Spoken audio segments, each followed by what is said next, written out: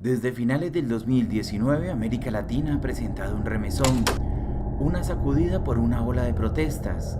En Ecuador se acaba el subsidio a la gasolina, en Nicaragua la violación de los derechos humanos, en Chile el incremento del valor en el metro, en Bolivia un golpe de Estado, Perú con problemas de delincuencia, corrupción y en Colombia desigualdad, reforma en la jubilación, al sistema de salud, reforma tributaria, corrupción, masacres a líderes sociales y desgraciadamente mucho más. Se evidencia un creciente descontento popular que no parece diferenciar territorios e ideologías. Las causas no han sido exactamente las mismas y para quienes vivimos en estos lados del planeta se percibe un ambiente de despertar en las personas de la región después de décadas de engaños, de opresiones por parte de quienes gobiernan, los mismos que en épocas de elecciones visitan todos los rincones de las ciudades y dicen sus populares discursos para ganar y ganar seguidores, son los que han dado la espalda a su pueblo, pagando favores a sus patrocinadores, pues en su gran mayoría son marionetas de quienes están detrás del poder y quienes lo único que hacen es proteger el linaje y la perduración de las clases sociales más altas a costillas de ya saben quién, el pueblo. Hablando particularmente de Colombia, los últimos gobiernos han deteriorado al país a tal punto que, según cuentas, anualmente la corrupción toma 50 billones de pesos.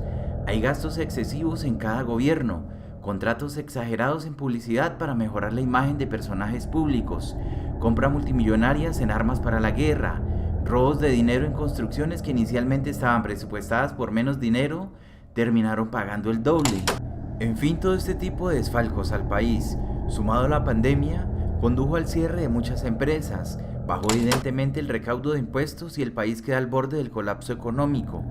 Así entonces la forma de tapar todos estos huecos financieros es recaudar más dinero a través de reformas tributarias que castiguen el bolsillo de todas las clases, a unas más que a otras, pero afectando ante todo las más desfavorables, aplicándole por ejemplo el IVA a casi toda la canasta familiar, a los servicios funerarios, servicios públicos, a las pensiones y demás ingresos a los que se les pueda cobrar algo. Inmediatamente estas medidas trajeron protestas de la clase media y baja del país, pues difícilmente veremos a la clase alta ni a las élites en las calles marchando quejándose.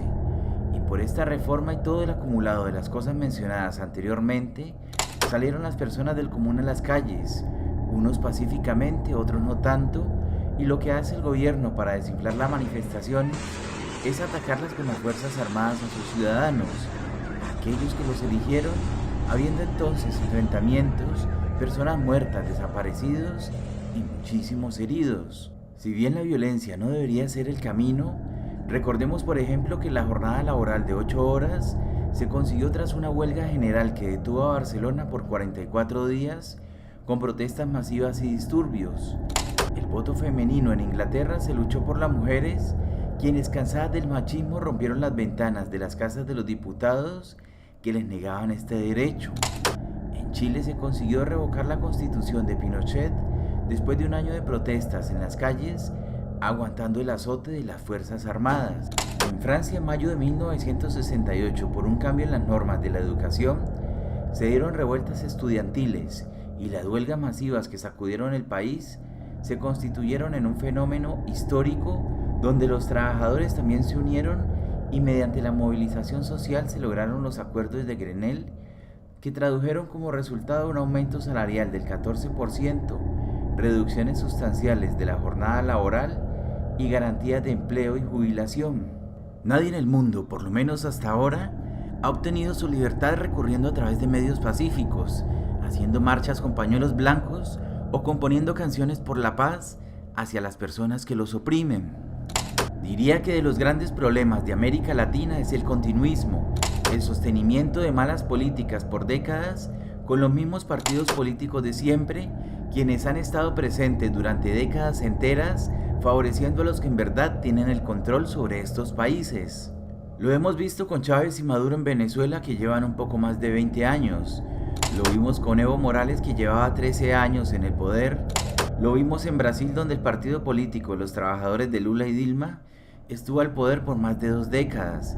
Se vio con los Kirchner en Argentina y se ve en Colombia con los mismos partidos políticos subiendo presidentes bajo un mismo modelo.